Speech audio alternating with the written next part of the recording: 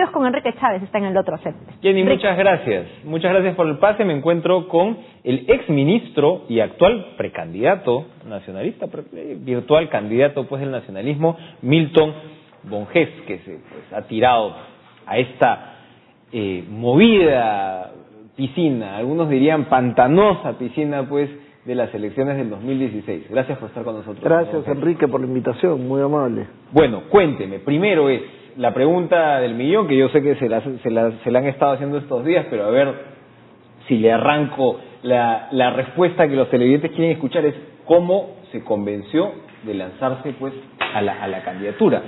Muchos se preguntan, bueno, este es un hombre con un perfil técnico, pero así hasta la médula, ¿cómo no cambia pues así, no? Y se decide pues por una brega que sin duda pues pinta compleja, es un desafío pues importante, ¿no? Sí, sobre todo pues de un gobierno que como siempre ocurre, vamos, en el Perú post-fujimorista, digamos, ¿no? El gobierno pues termina con la lengua en el piso. ¿Cómo de alguna manera recrear una candidatura que signifique algo para los electores?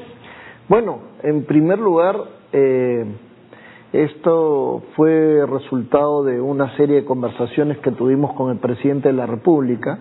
El presidente de la República un día pidiéndome mi opinión política sobre lo que estaba pasando en el país, esa conversación terminó en una pregunta: oye, ¿y tú no crees que tú serías candidato? ¿Que podrías ser candidato? Y esa conversación evolucionó a lo largo de los días y me dijo, considéralo. Y venía la fecha límite para renunciar al gabinete. Luego de esa serie de conversaciones, también tuve algunas opiniones de un par de colegas, renuncio al gabinete, me convenzo, empiezo a conversar con mi familia, sobre todo con mi esposa, que es fundamental porque claro, tenía que tener el visto bueno de la familia por lo que significa esto, y finalmente me llega una carta de invitación de los principales congresistas de la bancada por el Comité Ejecutivo Nacional, y me invitan a participar en este proceso para elegir al candidato del Partido Nacionalista. Es decir, era importante que hubiera una suerte de consenso en términos de una plataforma doméstica, digamos, así interna hacia el nacionalismo, sí, porque absolutamente, digamos, librar a estas alturas, además, no una batalla pues hacia adentro, pues también hubiera sido bastante agotador y desgastante, ¿no? Y sobre todo en un contexto en el que las otras candidaturas ya vienen de tiempo atrás, entonces una que entra de pronto tiene pues que recuperar el tiempo perdido. Ahora, señor Bonges, las debilidades del gobierno en términos de percepción pública están a la vista, ¿no? Como decía, pues los gobiernos se suelen desgastar. Perú Posible salió y no recuerdo con cuántos congresistas terminó. El APRA, que se supone pues con toda la habilidad de García política y el aparato con el que contaba el aprismo, terminó con 4 congresistas.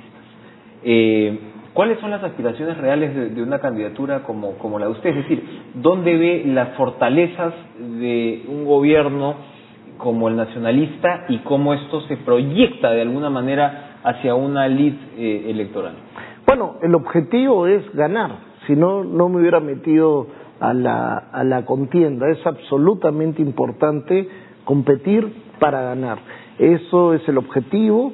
Y creo que... no, y en política el que no tiene ganas comenzó perdiendo. Así ¿no? es, o sea, porque casi que es...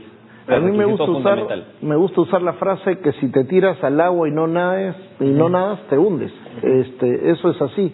Y entonces el objetivo es ganar.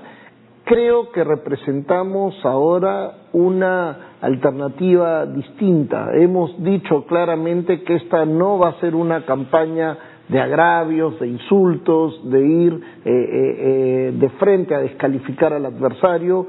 Tampoco va a ser la mía una campaña que se caracterice por propuestas populistas, de tratar de decir que vamos a regalar el mundo. Sería traicionar su propio perfil, ¿no?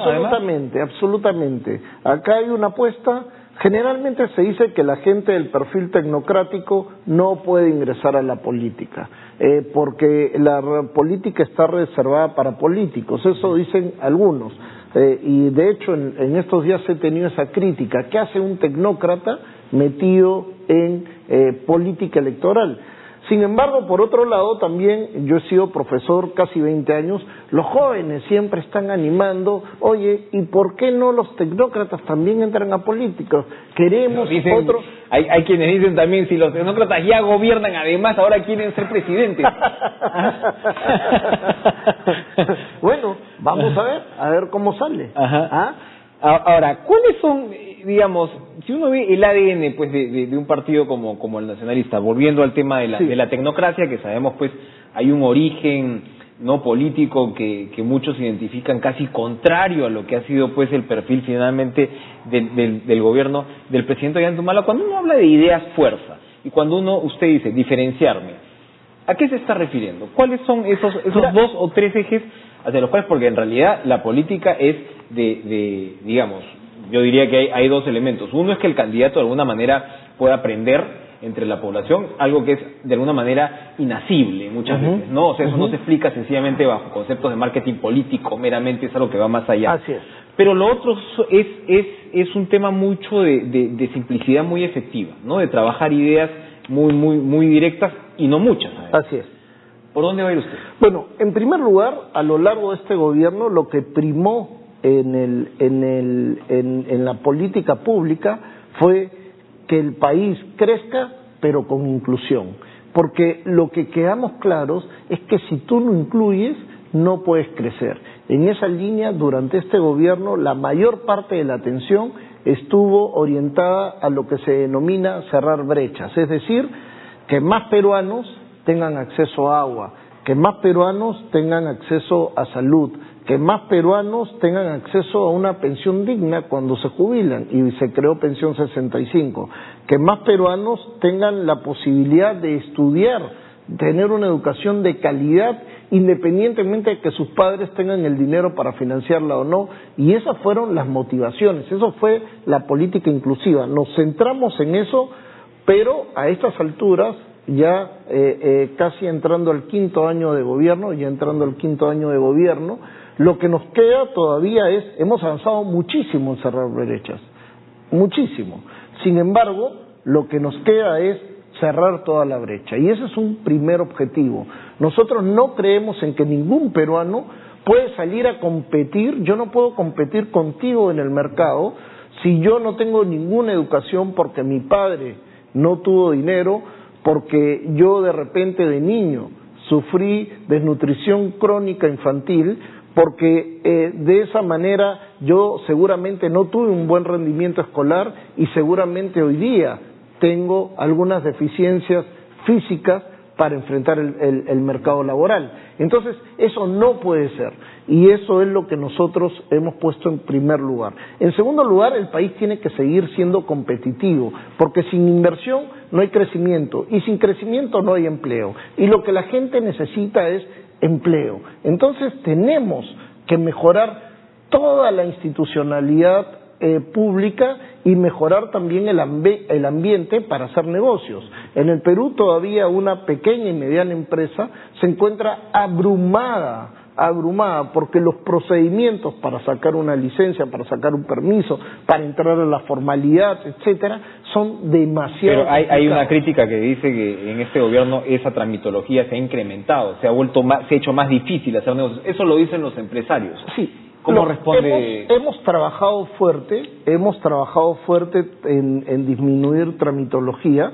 En el caso específico del sector vivienda y construcción, por ejemplo, hemos caminado muy fuerte en tratar de eliminar los pasos intermedios. Ha sido una constante, hemos sacado distintas normas a partir de los decretos legislativos. Si quieres una crítica, probablemente hemos empezado esta parte tarde, porque estuvimos centrados en la primera, en la que era mejorar el acceso a bienes y servicios básicos para la población. Y eso va a ser el eje. Tenemos que reformar también la institucionalidad. Este es un tercer eje, porque mira, no basta ser competitivo y el país que el país crezca, está creciendo. No basta que la gente tenga acceso a servicios. Lo que tenemos que hacer es que estos sean procesos no de saltos, sino permanentes, y para eso tenemos que mejorar la institución. Va a hacer campaña con Nadine Heredia. Nadine Heredia, uno ya no sabe muy bien qué pensar, si es antes, la prensa dice, antes era un activo, ahora es un pasivo, ¿no? Y definitivamente pues es una suerte de obsesión nacional y mediática, pero es la presidenta del Partido Nacionalista. Sí, lo primero... ¿Va a hacer campaña? ¿Usted la considera un activo? ¿Usted la considera, digamos, un punto a favor en lo que sería una campaña? ¿O es, oye, un Rey Midas en reverso yo creo que hay varias cosas, ¿no? Perjudicar? En primer lugar, la campaña sí la voy a dirigir yo. Eso está claro en el partido, está claro en todas las instancias, con la presidenta del partido mismo lo ha planteado. Los congresistas me lo plantearon en su momento cuando me invitaron. Lo que tenemos que determinar es si la señora Nadine Heredia va a entrar a la lista. Eso va a depender en primer lugar de ella. A mí me habían dicho que ella no quería, que consideraba pues el Congreso como un huesero, que se iba a oxidar, pero hay otros que van a decir, bueno, pero la señora va a buscar impunidad presentándose al Congreso. ¿Usted quisiera que vaya al Congreso? Yo creo que sí, yo creo que es un activo importante a pesar de toda la crítica mediática. Cuando he tenido la oportunidad de verla, sobre todo en las zonas populares, o cuando he viajado mucho con el presidente de la República, he tenido la suerte de viajar por todo el país con el presidente, y al lugar donde llegábamos, la gente le reclama por qué no trajo a su esposa. Ella es muy querida, sobre todo en el interior del país, en las zonas rurales.